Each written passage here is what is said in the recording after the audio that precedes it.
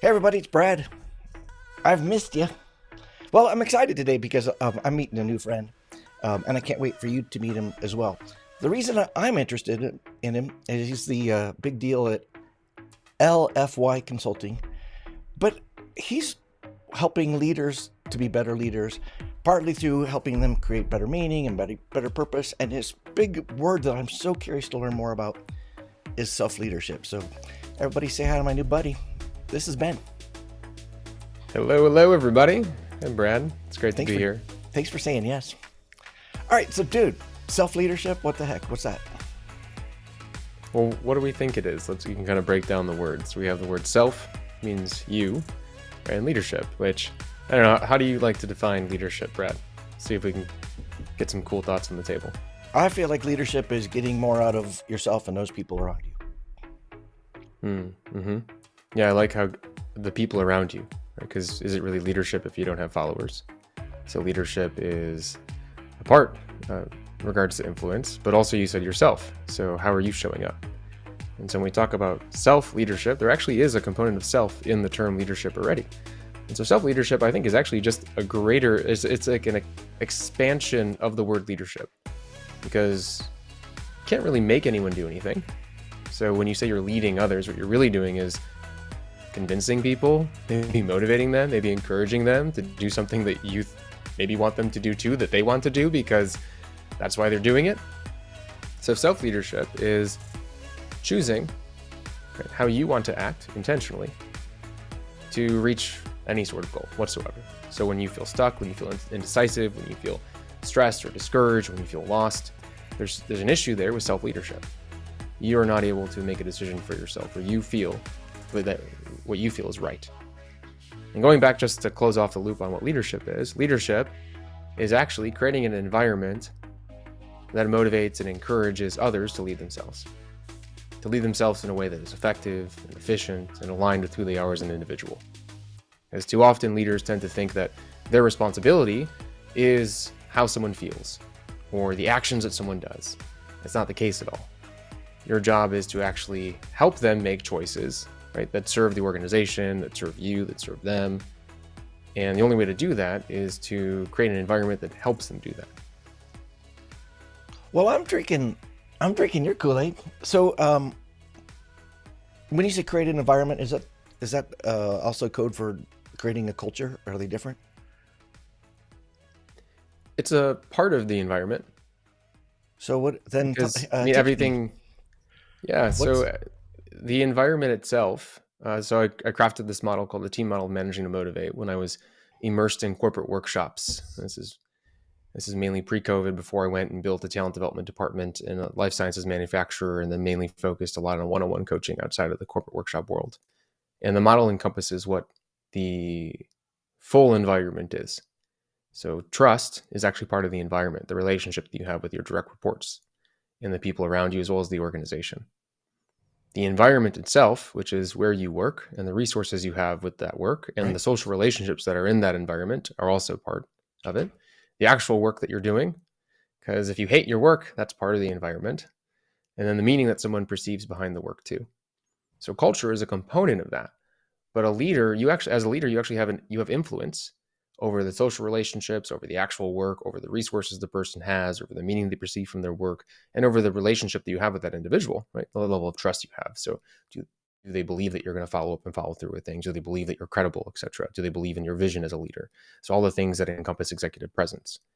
So it's pretty big what a leader has impact over. That's what I was thinking. I'm thinking if you bring up, hey, congratulations, you're a new manager, and listen to what Ben said. You have to do all this stuff. I think they're gonna go like, what? No. Mm-hmm. And It's a my lot, own isn't it? job, I'm supposed to handle everything. So where do you start? If you're talking to a newer leader and they're like I am saying that was a long list, Ben. Where do you tell them to start? It is a long list. Very true. And it can be really intimidating. But if a leader did one thing and only one thing with their team, with their direct reports, it would be to enhance communication. And usually one of the greatest tools in their tool belt for that is just a one-on-one. I can't tell you how many organizations I've gone into where they do not have regular one-on-ones, or they have a one-on-one once a month, or a Right. one-on-one every other week, or they say, I talk to my people all the time. Why do I need a one-on-one? So they don't actually have private time that they Right. can have where they can have a conversation to connect as well as to help and to guide and to support their team. So if we increase communication, and in that communication, we can throw some other things that are important as well, such as role clarity and feedback, which I'd say would be the next 2 and 3 in my list. But first off, we have to just create a line of communication. Well, let's go back because this is a good one. No wonder you're good at your job. Uh, First of all, it kills me as somebody who's never been in corporate America that there's a phrase called one on one.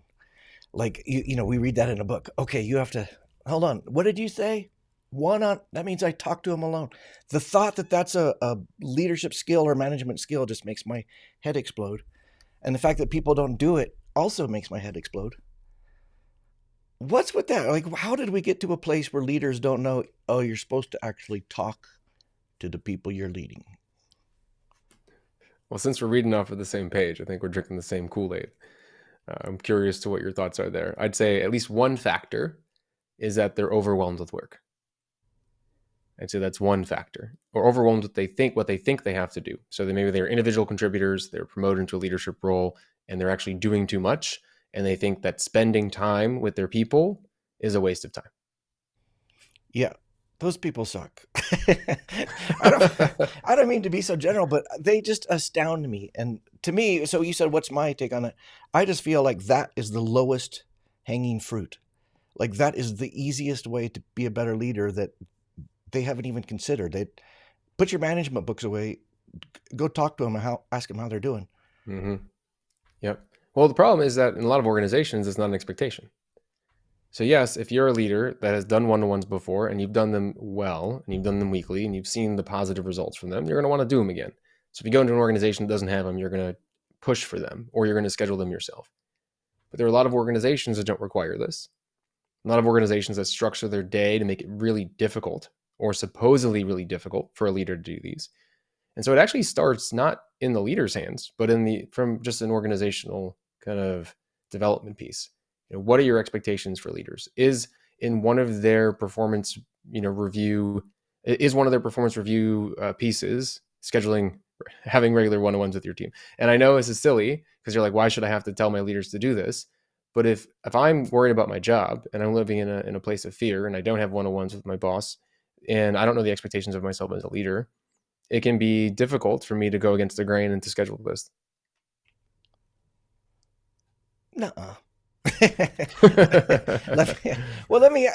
You I have try to worked in. put some onus on the organization as well, outside of the leader, Yeah, yeah. because I people get it. don't know what they don't know. And when you aren't ever trained to be a leader and put into a leadership position, this happens a lot. You think it would make sense to go have a conversation with people. You think it would make sense to go provide role clarity and to assess on progress and to give just-in-time feedback. You think those things would be expected, but you're talking to individuals that have never been a leader before. So it's like throwing them, in front of a car that's broken and telling them to fix it. They only know what they know. Yeah, that's true. I get that. Well, to me, the other thing that seems obvious to me is we know there's plenty of literature that proves that when your people are on board, like meaning actual connection, and you mentioned communication, every business metric goes up. So it seems like maybe my question was ill-formed because I asked you about new leaders, but if you're a seasoned leader and you're still not doing that, you could do it and say, well, I don't care if the expectations are there because I know whatever we're measuring, whatever metrics we're after, are going to go up. Yeah. So they're missing this like crazy thing that I I, never have understood. I think it's probably one or two things too. It's one, they don't believe it because they haven't had one-on-ones, or they've had really poor leaders and terrible one-on-ones. Or two, uh, they're uncomfortable with them. They don't know how to handle a Ooh. one-to-one. They're afraid of what their direct reports are going to tell them. They don't feel capable of helping them grow and coaching them. They just don't feel capable as leaders. And I come across that a ton. So when working with clients, I'd say 99% of the people I work with, I'd say actually 100% of the clients that I work with as leaders, no matter what position they're in, CEOs of companies, you know, 30 years of experience, or maybe they're brand new but a high achiever. All of them doubt themselves. All of them think they need to be better. And a one-on-one is you put it on display. You're in front of your direct reports. And it really is simple. It's really just being curious and asking questions. But what if they start crying? Or what if they tell me something wrong about what I've done? Or what if they bring me something that I don't know how to fix? Those are real comments that I've been told. Yeah. I believe you, and I know you're right, and I also just want to go. That is so bonkers to me. Like, how did you get to be a leader? Yeah, just How do it, much? right? Just sit in front of them and ask them a question on how they're doing and lead them, coach them, guide them. Just be compassionate, be caring, be directive, be clear, be concise. I was Try it out. interviewing. You'll learn. I was interviewing a top leader on this podcast, and I said, "All right, Dolly, give me one technique. Like, how do you do it?" And she said, "Brad, I will answer that question, but first, can you just tell me how you're doing?" And I started to answer, and then I realized, oh, dang it, she just was. She just modeled it. Like Hmm. that's as hard as it was. So it does seem baffling to me that people don't get that. In your work, how often are you seeing in 2023, when I feel like we should be past that mode, leaders saying, just do your work. I just pull up your big boy pants and work. That's what I do. No one asks me how I am. Why don't you just get your stuff done and you'll do fine? How often are you dealing with that? In the face of disappointing results, people tend to go back to, well, why can't it just be easy? It should just be easy. And I think we're seeing a lot now in organizations that companies are losing people. They're getting lower engagement scores. They're finding it hard to replace talent. And certain people are sticking around. The people that are just like, I'm just going to do my work. I'm just going to get it done. And organizations are like, we just need more people like this. These are easy people to work with. They think they're easy people to work with. They don't fully realize that maybe their productivity is low or these people are getting burnt out. But overall, I think some leaders that aren't able to make this work for them, or aren't able to learn it, or aren't curious enough to go learn these really simple skills to connect, are getting to the point where they're just fed up. And so I think we're going to see a greater divide between organizations that are choosing a culture of just get your stuff done. We're not here to coddle you. We're not here to, I don't care if you're engaged at work. Just do it. And we want people that come into work and leave. And then we're going to, or come into work and work and work and work because they're afraid of losing their job. And organizations that really do cater to the individual and to the organizational culture and to the community. So I'm kind of seeing more of a divide, to answer your question, than ever before. Well, teach me what that looks like. That means, are job hunters able to see what you're saying? As in, oh, these people are going to work with me and care about me personally, and these people aren't, so I'll choose the second group or the first group, sorry. Or, like, is the divide obvious? I would be curious to get two people on both ends of the spectrum, sit them down and have a little bit of a panel debate, because there's different beliefs about work that resonate within those two different individuals. And you'll notice that, especially when I'm working with candidates that are looking for a new job, they'll notice recruiters and companies that are in both of those two different buckets. Like the company that expects you to instantly reply to a Teams message or to an email, Right. or to work on Saturday and Sunday. And they're open about it to the point where they are telling candidates that because they want people to know what to expect when it comes to the organization, because they're losing people that weren't ready for that. Yeah. Where other companies are like, hey, hold on a second. We know this exists out there. We're not like that. We're not going to be that way. And we want you to call things out if this is what the culture seems like to you. So yes, I think people are realizing it because companies are being more transparent about it too. Well, good on them for saying, if you work for us, we're going to abuse you. Well, Or they at don't least, think it's abuse, right? It's how they feel the work should be done. And then I think you have just leaders within organizations that have different opinions, right? So one leader that is compassionate and caring and has one-on-ones and won't text you on the weekends and is a role model of certain types of behaviors, right? And they inspire individuals to lead themselves in that manner as well because they're role modeling it. And other leaders that are incredibly different. So you also see a lot of individuals and organizations transferring departments. and saying, I don't want to work for this person anymore. And Oh, that's so I'm interesting. curious to see if and companies are going to have to make a choice then. Right? Do we keep this person and have this culture within the organization, or do we get rid of them and deal with the loss of this individual? And so I'm seeing that happen as well in organizations. I wonder if you'd help me with my job. Yeah, And let's do it. uh, so I am tasked. I'm in front of people for 3 hours or 6 hours or 1 hour. And unlike you, then I'm gone. I'm not invited to come back. They're like, we just had you. You were at our conference. Now go work. Now call Ben. How do you convince people to care about this type of stuff? So if you have the people say, just get your work done. I don't care if you're happy. I don't care if you're engaged. How do you convince those people? And would I be able to steal any of those tools when I'm working with people in a very short frame? Mm.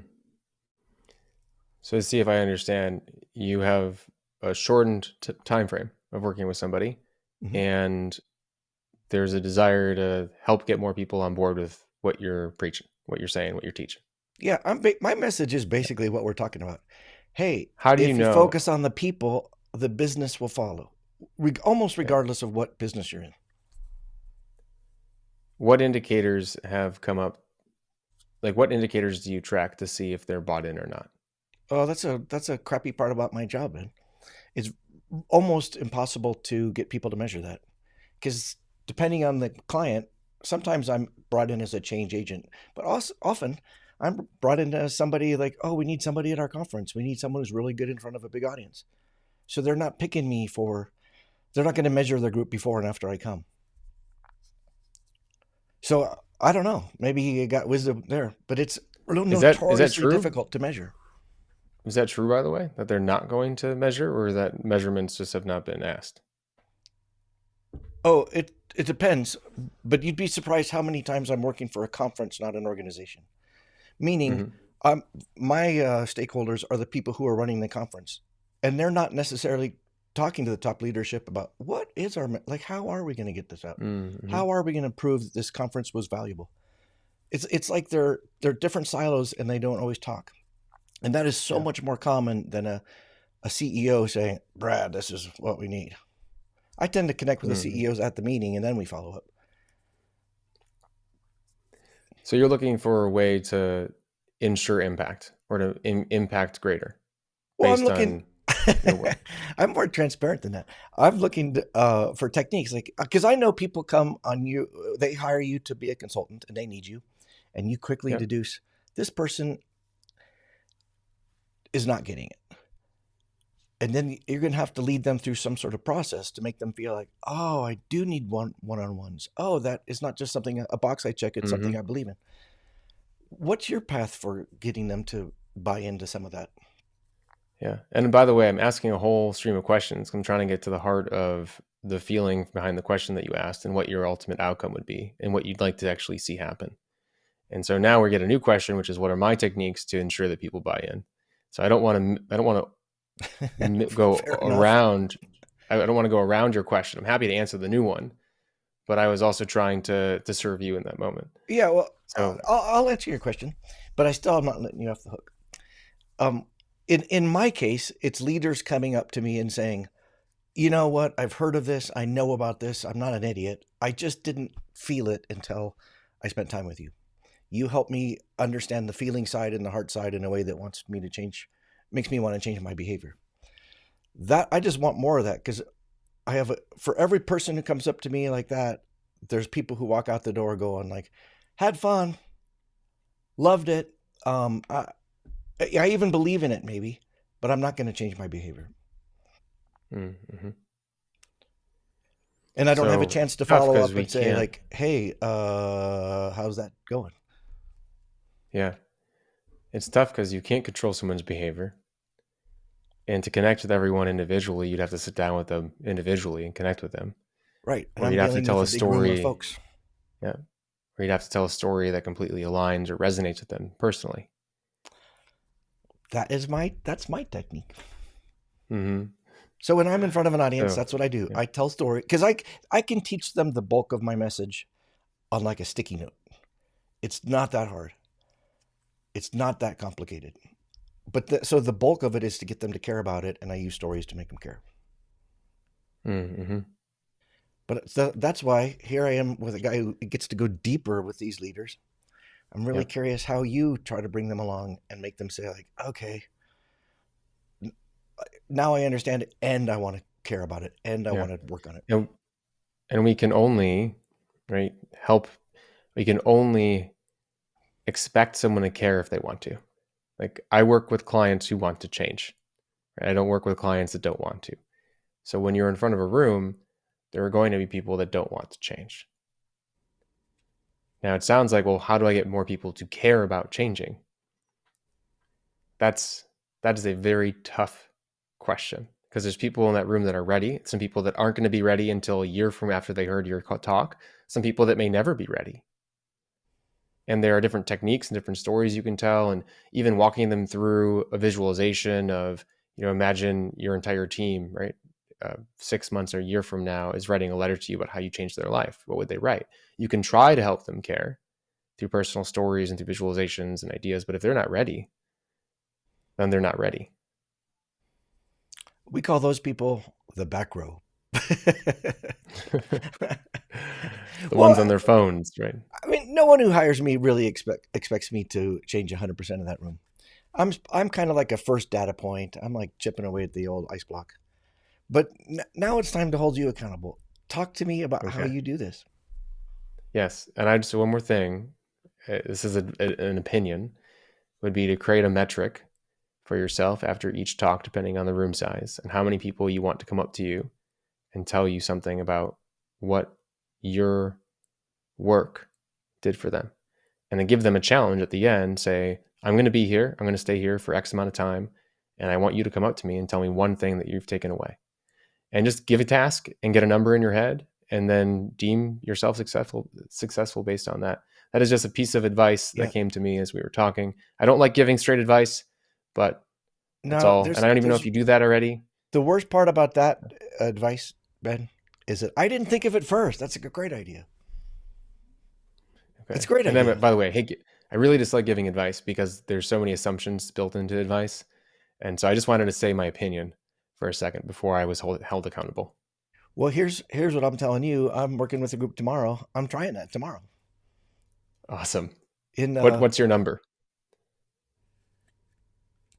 it's How many people a do you want so to come I'm up only to you? working with 40 people. So let's see. I don't know. Let's see if I can get 10 people to come up, which would be 20. That'd be astounding. In a room of 1,000, to get 250 people is impossible. I don't know. It's pretty exciting. You can make that really fun. And instead of like everyone just lined up, you can have everyone huddle up and do something like there's some pretty cool stuff that you could do with that. I think would be pretty neat. Well, I'm telling you, like 21 hours from now, I will know. Okay.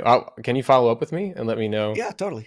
I get how that went? that's not Okay. true. I won't know, but I'll have one attempt at it, and as we know, the Well, second afterwards. attempt will be better than the first. But I'm going to give Yes. it a shot tomorrow. Okay. And Awesome. I thought I was interviewing you. I'm supposed to be held accountable to something now, I think. But we're still back to that same question. You've got a grumpy leader who says, "I don't care about my people. I just care about their productivity and their metrics." But they're in front of you, so as you said, they want to change. They want to be better. Hmm. So they want to grow as a leader, but they really don't care about their people. And I had someone just like this who was on track to take over the office that he was in charge of, Hmm. and then eventually more offices. And he was only there because of his review. And I would say that he didn't care. And he had a perception of people that was holding him back in his career. So unless this individual has something to gain from the conversation, then they aren't going to really listen. So Uh-huh. my goal as a coach is to figure out why they care, to figure out why they're in front of me having this conversation with me. And no matter what that motivating factor is, you play on that factor. You align those efforts to that factor. And if let's say it is a promotion, say, great, let's say if I can guarantee you a promotion in 6 months, maybe 3 months, what will you be willing to do? Because sometimes you just have to get used to the behaviors and to see what works for that individual and tie it back to their why and to their reasons. And then sometimes a little bit more compassion and a humanistic style of leadership can grow. But ultimately, also, some people don't care as much, but they care about what it matters for them. And so if you can tie it back to those reasons, show that direct connection, and prove to them that it works, then they're going to do more of that behavior. And do you spend time when you're coaching them to try to prove to them it works? Are you trying to lay out an argument and give them data? It depends, and if they ask for it. So if they ask for it, I have with my doctorate in organizational leadership, I've done a lot of research and have a lot of articles to pull out to share with them. Very rarely do I have to pull out an academic research paper to prove to someone and show a statistic, because the people that work with me believe that I know what I'm talking about. Mm-hmm. It's one of the powers of building a brand over the years. But when people, like, for example, let's say if they're doing a little bit more technical and they're trying to put together a performance management process, I do have a CEO right now that's working with an HR organization that is going to roll out some things that I think went against some certain best practices. So at that point in time, I do become a little bit of the researcher and say, take a look at this data, roll out whatever you feel is best for the organization, for the culture, but let's talk about the potential consequences. If you're okay with that, let's plan for those consequences and make sure that you're ready for them and your team's ready for them too. That sounds good. Who doesn't want to be your coaching client? Come on, everybody. Dr. Benjamin Ritter, look him up. I'm looking over there. There's really no one over there. You know that, right? Okay. I mean, maybe the whole audience. Thank you, everyone. Thank you. Yeah. Thank you, everyone. Thank you so much for listening. Thank you. There are a couple of questions I'd love to lead every guest through, Ben, and I speak so much on encouragement. And I'm wondering if I say to you, hey, who is your encourager? Does someone pop into mind, like a third grade teacher or a sports coach, or maybe when you were doing your research, somebody who took you on? I don't know. Is there someone obvious that comes to mind when I say who made you feel like you were special and you could do something really cool? I have a lot of books that made a difference in my life. But when you've asked this and I reflect back to a specific moment in time when I realized that confidence was holding me back. And I wanted to be a professional soccer player when I was younger. And I realized that my mind was my worst enemy. I'd get on the field and I'd perform terribly because I was holding myself back. And when I realized that was happening, I dove into the personal development space. It's actually it's the reason why I do what I do today, because I became then really interested in it, passionate about it, and explored it more and went down as a professional career. But I remember one time it was at practice and we all played terribly as a team, and we were all circled up and the coach was in front of us just berating us for playing so terribly. Being, what's wrong with all of you? I can't believe you. What was your age? This. Are we high school, college? What are we talking? College. Yeah, college, undergrad. Yeah. And I decided to be open. And I shared in front of everyone. I go, Coach, I don't know what's going on, but my head's holding me back. Like, I feel like my mind is really messing me up. It's getting in the way. Hoping to maybe normalize it, hoping maybe to get some strategies and some ideas. And he goes, I'm not your effing therapist. And I actually think that moment in my life taught me I had to go take care of my own stuff.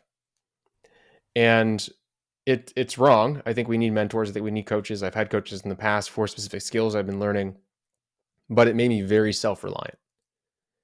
And so when you ask me, like, who is the person that encourages me? Honestly, I encourage myself, and I have created an environment around myself that does not have people that discourage me. I've surrounded myself with people that believe in me, people that are positive, people that are working on things that I also believe in. And then also, I have to admit, I've been pretty lucky. I've had a very supportive family growing up. I've never had anyone, I might have had my dad say, that's stupid. Why are you doing that? It doesn't make any sense. You should do this instead. But he never made me feel like I couldn't do something, which I think is really important too. Do you have a cheerleader now? Anyone who says, Ben, what? That's fantastic. What's really great when you serve people in your life, when you care about serving people, people want to be your cheerleader.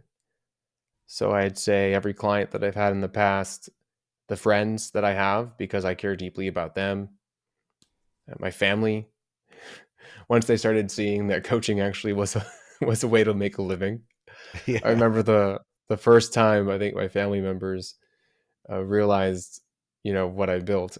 It was interesting. It was a good moment. I'd say as an entrepreneur, there are two really great moments specifically. I'm sure there's a lot more, but two specifically. One, when your family realizes what you've built. Two, when companies that you wished you could have worked for in the past want to hire you. Well, you're talking to a guy who started out as a magician, so I too had to bring my parents along before they went, oh, I guess it's working. Or I don't know. I don't know. He's figured something out. Yeah, there is that validation of clients that we feel like, for whatever reason, they feel prestigious to us when they make that call. That feels good. Yeah, and I even said, so I have no bias towards working for yourself or working for a company. I want people to love their careers, whichever direction that is. I want organizations to be places that people can fall in love with, and I want people just to be able to fall in love with their job without bias, without limiting beliefs, without thinking the only way to get free is to work for yourself, or the only way to be successful is to become an executive. I think those are very limiting beliefs, and I'm not going to say that they're wrong, because there is nothing that is wrong about a belief, but I am going to challenge them and say that they're limiting. And so I've worked inside organizations and outside organizations. I've run my business and worked in an organization at the time. I've gone in and out, and I'd say that it's not just them being clients; it's them actually wanting to hire you full time. I mean, I went through so many different job changes in my life. I pivoted careers, and I spent 2.5 years trying to get a full time job back in 2010 during the lovely, recession number one of my life, and every job I would get would be pulled out from under me because of federal funding, because I was focused on Uh, public health. And so I signed 4 different contracts, and each contract over a 2.5 year period was canceled. This is when I was working internally. So any sort of professional success for me feels incredible, feels like a win. And I actually, a good note to anyone listening, examine your past in terms of your career, in terms of your professional journey. The things that you've dealt with are influencing your choices today. And so if you've had difficulty with leaders, then you're going to have certain beliefs about leaders. If you've had, certain success in terms of finding a job, or how you found jobs in the past will be how you think you can find a job today. And so just explore those beliefs, because they are holding you back in mhm. terms of what's possible for you. And you talked about encouragement. You can do anything and everything that you've ever wanted if you're willing to put the time and energy to try to figure out how. Mic drop. Yeah. We're over. Do you have a few more minutes to hang with me?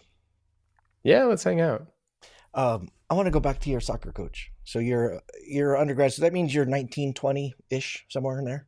I was even younger. I was young for my age. So I think I turned 21 after senior year. So what is that? 2019. Yeah, I think You're 18 or 7. 19. Yeah, Yeah. about 17, 18. Yeah. Yeah, around that age.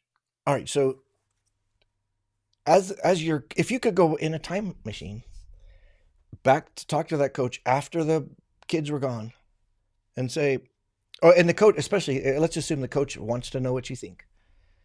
Hey, Dr. Ritter, how do you think that went? What would you say to that coach? And also, I, what would you say different from what you would be thinking? Because you seem like a very kind man who doesn't always say things if you have a good you got a lot of language skills. I'm pretty direct.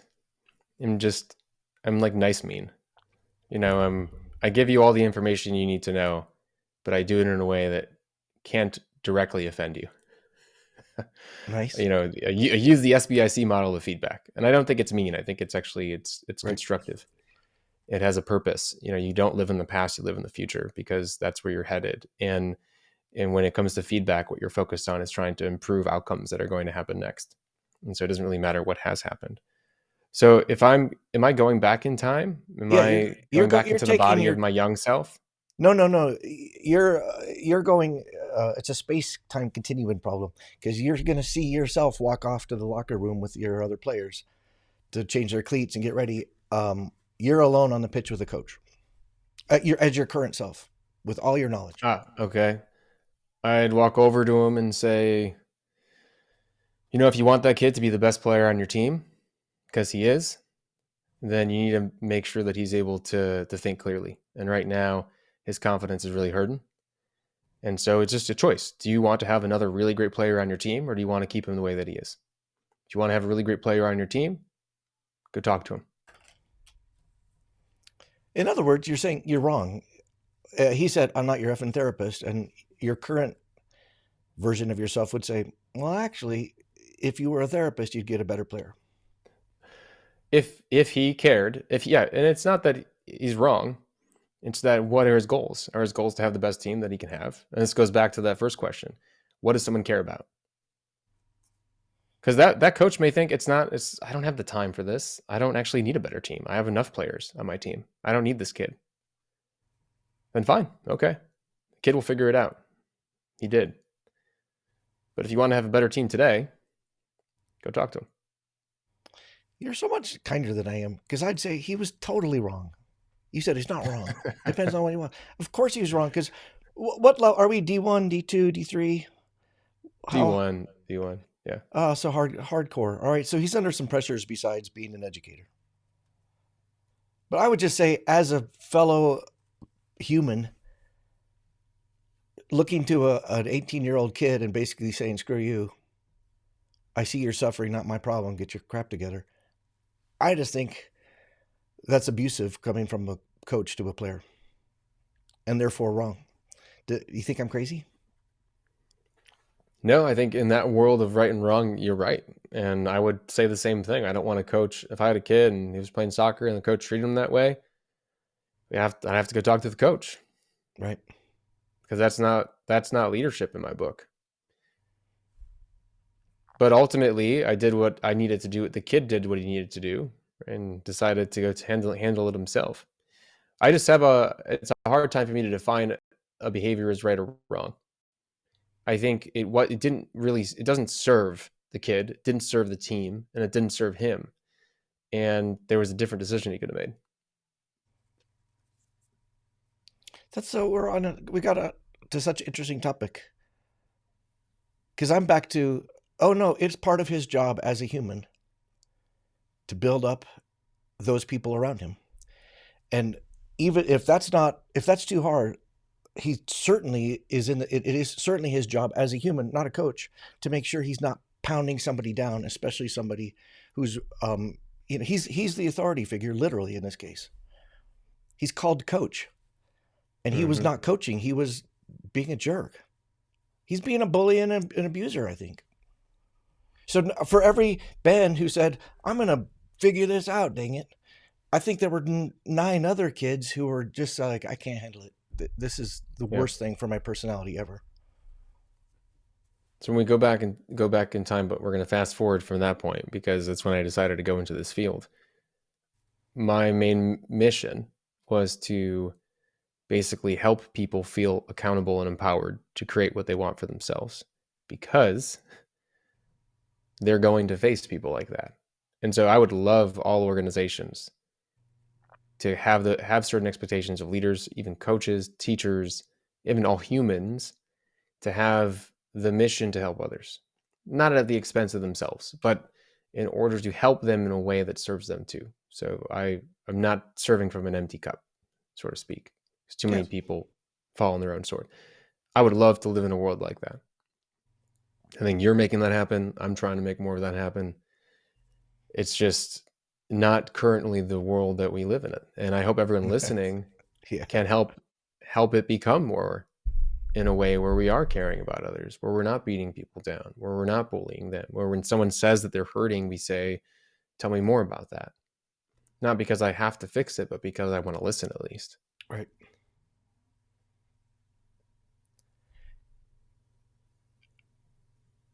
If I were to go back in time and talk to your college D1 soccer coach, I would do two things. I would do exactly what you said and say, if you want to get more out of this kid, if you care about him as a player, and if you feel like having one player might also affect the team, like by building up Ben, you're also building up others.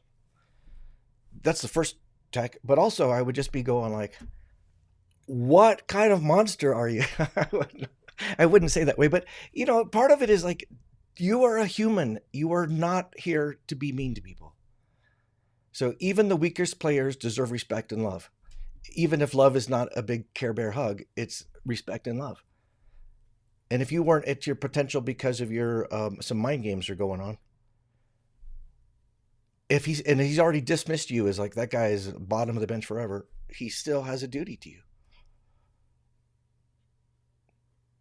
I think I want to be more like you though. Yeah. You're less judgy.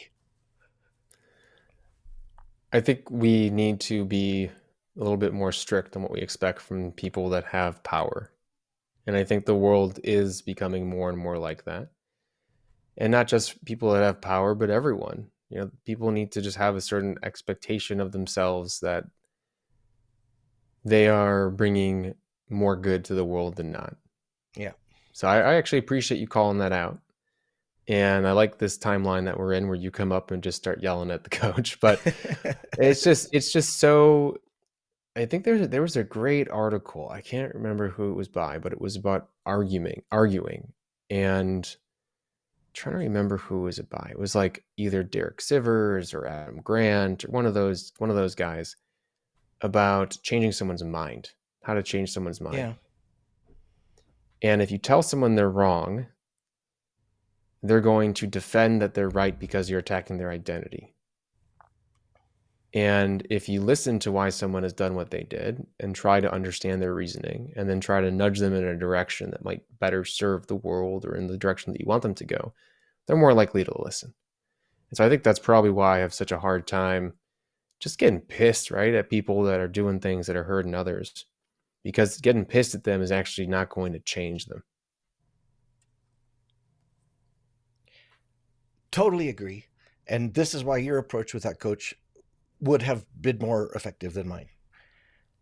And yet, I just want to yell at him because I just feel like you have a very talented player, but more importantly, you have an 18, 19-year-old boy, and you call him out in front of his peers and basically call him weak and that is not where any 18 or 19-year-old boy wants to be with his peers. Yeah, you're throwing around some toxic masculinity too, right? So we're getting Yeah, into a bunch of topics right now. right. I think the coaches are lazy. As a brief aside, I promise I'm getting to my last question. I think they're lazy and that they not not always, but often they were on teams. If you were a coach, you were at some point on the team where you were one of the stronger players or the strongest player. Very few coaches were always on the bottom third of their team. So at some point they maybe couldn't handle it, but they remember being and they just cannot relate to people who were psyched out like you, or people who for whatever reason needs a little bit more coaching. Instead, they want to coach the top third of the team who really don't need as much coaching. They just need, don't forget where to stand over there. Don't forget this, we're doing this position now. So I feel like they're lazy in that they're not addressing the bulk of the team who really needs a coach. And by coaching, I don't mean tactics, I mean social and emotional support. And this ties right back to our conversations with leaders. It's, and I'll use a personal example. When I was in junior high and a little bit of high school, I was not a very good student. Mind you, I have I have 4 different degrees and way too many letters after my name now.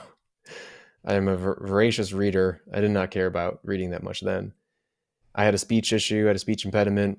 I was behind. I was like not a very strong reader also, kind of a little bit held back.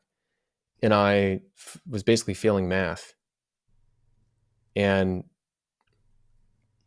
the thing that changed the game for me was that my dad said, if you don't do better in school, you're not going to be able to play soccer. And so I decided to become a straight A student. And when you think about your work environment where you have people that maybe aren't performing, you might not have just found the thing that helps, like makes them want to perform. And you may be missing out on a lot of really high potential and talents that you don't even know exist because you're judging people based on their initial performance. Yeah. So as a leader, your job is to figure out how to get the performance from them that you need, and that is going to help them develop in their career. Well, and just to make sure we're clear how difficult that is, I will tell you a personal story from my side. Our son loved soccer, was underperforming at school, and we said, get your crap together or soccer's gone. And guess what? It didn't work. He didn't say, oh, I'm going to be like Ben. He just dug his heels in. So, so that we thought we were being such a good parents. And no, I had to readjust. Yeah, well, he pulled on the thread that was the thread. Let's go find the thread. And Yeah. also, just not to put the responsibility on the parents, because I've worked with clients that the kids have gone as far as trying to exit life per se, and it's, We could say as a suicide, right? parent, okay, yeah, it's a heavy topic. But it's real, and as a and certain clients in different instances have tried to take the responsibility and the burden of that onto themselves. People make their own decisions. But the most important piece is once they're able to get past that moment, the kid bloomed into someone they never knew existed. Yeah. And so there are different phases in our life, because life is long, hopefully, and we can't define our own success based on individual actions within those individual moments. Right. And I don't know about you, I've transformed multiple times in my life. And my clients have transformed multiple times in their lives. My friends have transformed multiple times in my life. My partner has. Sounds like you've had a few different stories in your life. Yeah, I've transformed like every 3 months where I go, oh, dang it, I don't believe that anymore. I was wrong. I'm going to bring you through this is my favorite question. Ben, I've been asking every single podcast this question since the beginning of the show, and it goes like this. What gives you hope? And I will explain what I mean to give you a chance to think. Some of my guests, they go big and they're like these big spiritual things. And some people talk about global warming and politics and a divided country and war in Europe. And some people say, oh, it's watching that flower bloom or something very small and understandable. So we get to it. Dr. Benjamin Ritter, consultant, coach, generally awesome smarty pants with all kinds of degrees. What gives you hope? I've had this constant thought about connection, that I am connected to everything in the world and everything is connected to me. And anything that I am, because I am that, influences everything around me and things I don't even know. And so what gives me hope is the fact that we are all connected. There's might say it's woo-woo, whatever it is, but I am very big on the fact that we know very little of the consciousness of things. Right? The mycelium that's underneath the ground, trees that can communicate with one another, the fact that my thoughts somehow have a vibrational frequency that can impact the people around me, where they just know how I'm feeling. So it gives me hope is that as we become more aware of this underlying, I think, connection between everything, the more we tend to honor it and value it and respect it. And so then maybe that person does think that they shouldn't be mean to that kid on that soccer team. So that's what gives me hope, is that growing awareness. Well, I feel like you and I are connected, and I'm almost positive you've connected to our audience. So that's pretty cool. I'm interested to know, do you feel connected to your mean soccer coach? Yeah, I do. I've relived that memory a ton. Yeah, I bet. Because I've been talking about it a lot. over the years on interviews and such. And there are certain moments in our life that have, I think, an emotional magnitude that makes them significant, like the dreams that you remember, or the moments maybe when you were younger that you remember. And we remember them because we can learn from them. And so, yeah, I feel connected to that person too. Well, I can see why you're so good at your job. This was successful, and I'll tell you why. Before we started recording, I said, Ben, if we do this right, we just become friends. And I feel like I have a new friend, and I hope you feel the same way. Very much so. Open invitation. Come on down to Austin. That would be very awkward if you said, nah, Brad, I didn't feel a thing. All right, everybody. Ben, how do we reach you? What's your website? Yeah, you can go to liveforyourselfconsulting.com. Live through yourself. If you don't like typing consulting. No, live for yourself. Oh, thank you. And if you don't like typing, lfyconsulting.com. A little bit shorter. LFY Consulting. All right, everybody. I told you wouldn't be disappointed. He's the real deal, isn't he? Ben, thank you so much for your time. Hang out with me for just a little bit. Everybody, be good to each other. And we're connected. Thanks.